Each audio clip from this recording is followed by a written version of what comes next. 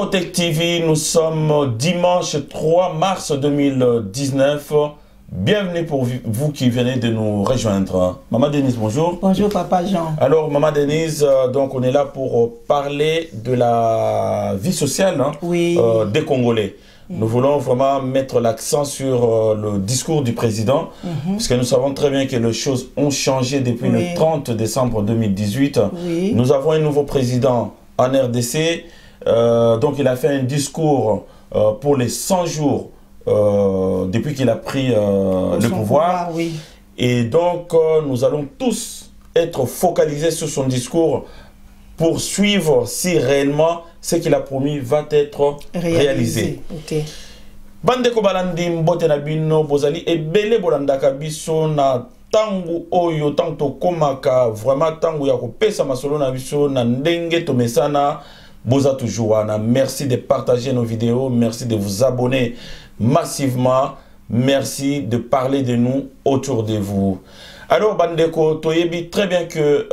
tozalana o esika pona olobela o etali mboka na moi lelo tozoloba o etali mboka na ndenge ya social ndenge ya social na kanti eza bokese na ba mission mususu oyo tosalaka mais awa tozali vraiment en plein dedans na kata social. Donc na social na moi lelo tozali na social o etali mboka de tolobela moi lelo o etali mboka tolanda biso nyonso discours. Il y a programme, il y a 100 jours, il y a président de la République. De la République depuis le pouvoir, depuis prestation de serment, to landa qui un petit peu, oh ya laka qui, mais les autres kolobela, oh etali mingi ba maman, nabana. Voilà. Moi mboka côté social alobaki likambu ya motuya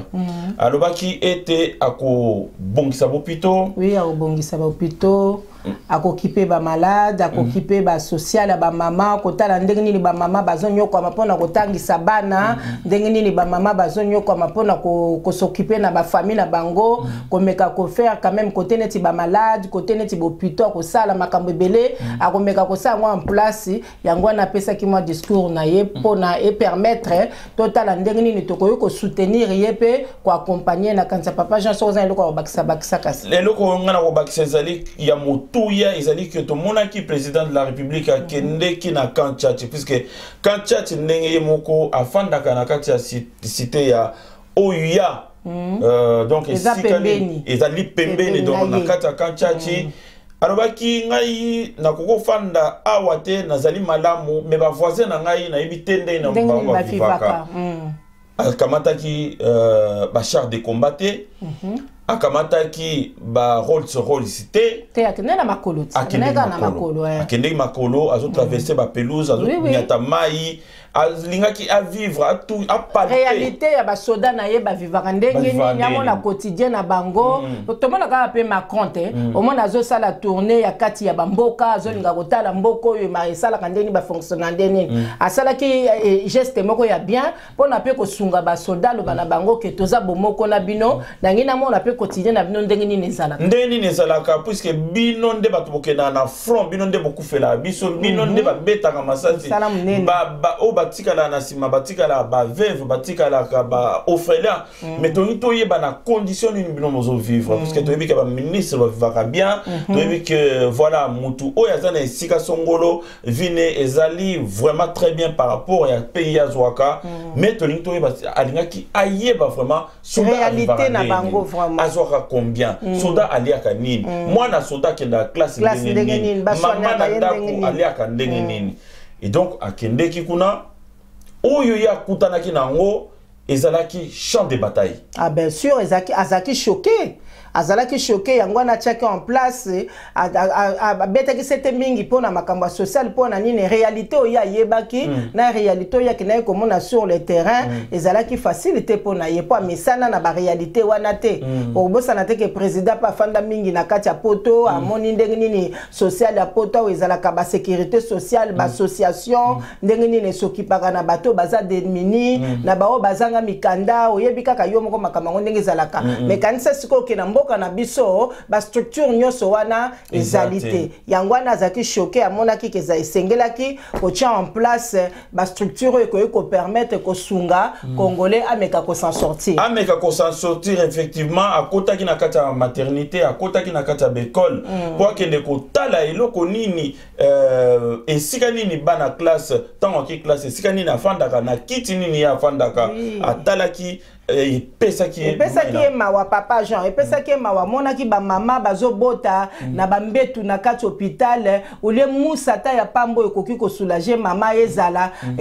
bazolala na mabende oyo eza na etoko likolo kanisa ta yo moko mwasi auti obota na pasi azokokende kolalaka na matela oyo eza na etoko biso to ba mama tobotaka toyebi pasi wana ndenge nini nani ezalaka epuis ake kotala bana na kati ya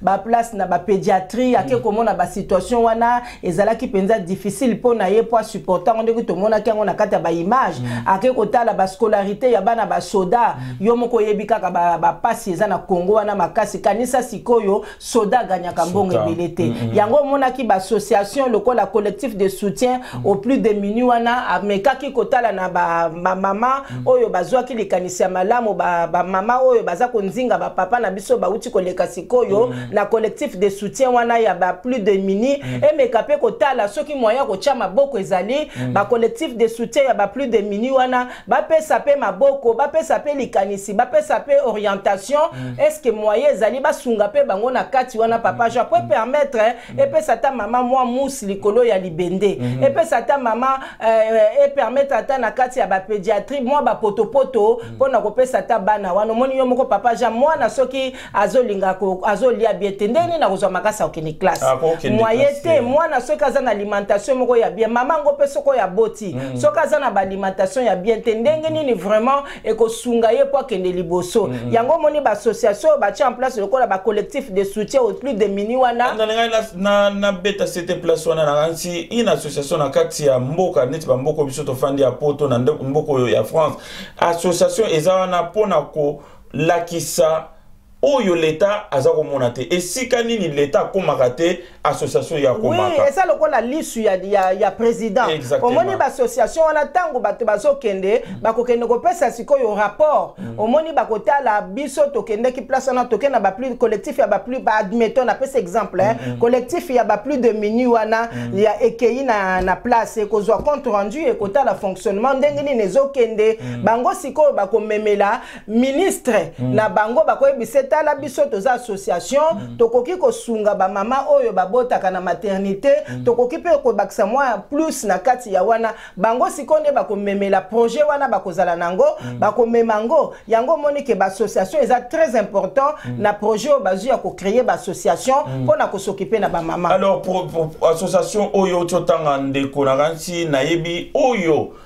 tchaki en place ezali association ya mama Anne elonga ezali eloko ya motuya ngana kanisa itamsu ngaka mna yebi yango me yope loko yebi yango c'est-à-dire que to encourager bango maboko pona bakende liboso eza muse association moko ya bien eko s'occuper pe na ba mama baboti eko s'occuper pe na bana eko s'occuper pe na mabota po soki ndaku ezali bien ozomona na tata pe ako s'en sortir yango nanga na moni association ya collectif ya soutien ya ba le plus démunis eza bandeli il faut que l'ango pe temps le temps est ça l'observation et évaluer et mekape ko émerger pona kotala pona eza projet na kata projet pe ba surprise ezalaka mais na kanisa lokola volonté ezali ba mama wana pe baza sima ya association wana baza ba mama moko pe ba yebi réalité ba ko se battre pona pe que ba mema projet wana kende tina suka et kende tina suka pour biso tolingi vraiment que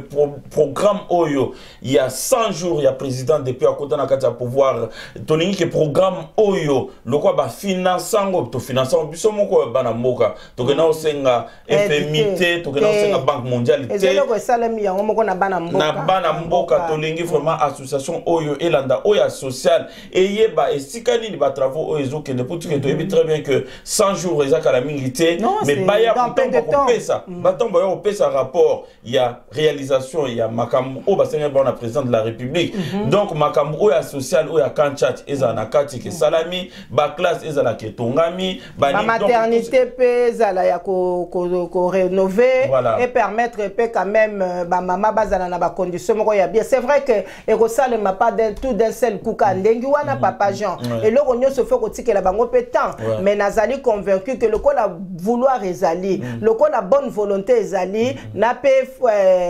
moi mi solo batie en place pour permettre bango ba kende ndako batonga ngo malem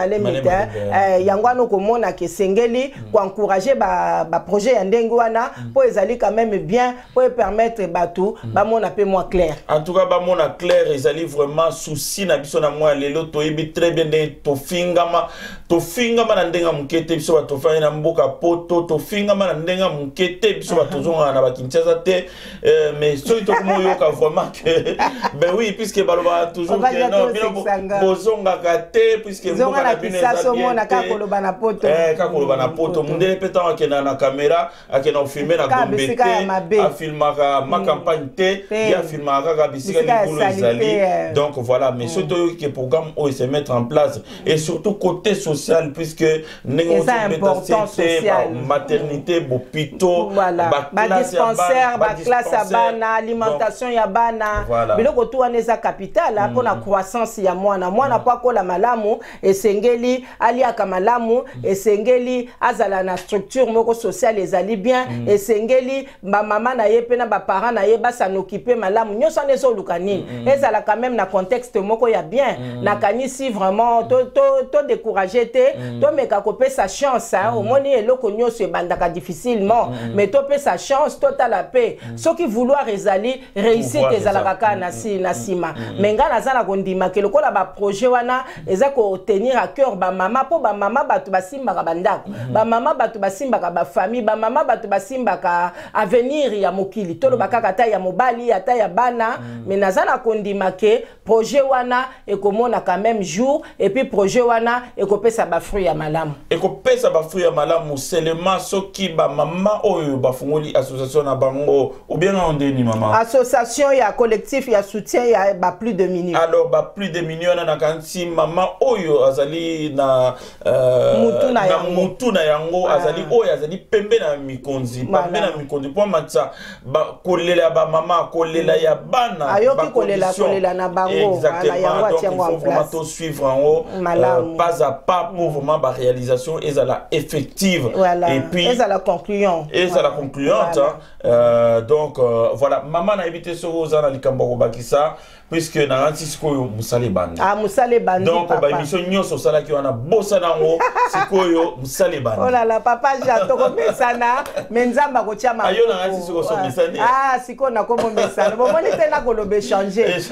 to ko mesana to encourager ba mama oyo bazui projet wana mais to zala dessus te o moni loko nyoso biso tozo profiter lelo na ba intérêt ya France tozo profiter lelo na ba biloko nyoso ba français ba tia en place ba aide ba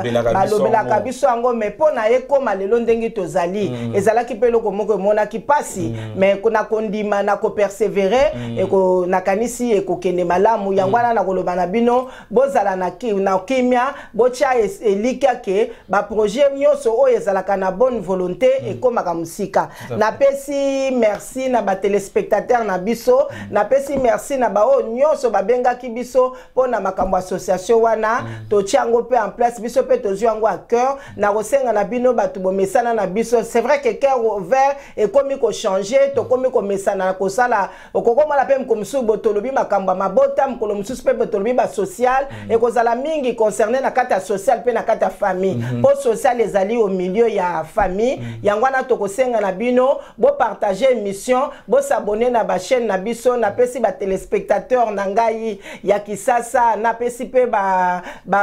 collaboratrice na ba collaborateur na biso to travers na bango na Eurotech na kisasa mbote ya mingi ba continuer na musala ba lembate ezali bandeli to kene malembe changement et ça la peur ndenge baloba le changement ça fait peur mais changement pe ekendaka na biso liboso ale na lobi na bino to komona na pesi parole na papa Jean alors to komona na mbalasima bino bandeko balandi ndeka mama otilo ba partager bémission na biso bo s'abonner pour na bino to découvrir biso pour la toute première fois émission Sika effectivement na sinde kaka toujours ba mikolo et comme slogan tomesani. Donc le roi tomesani tozolanda makambo malembe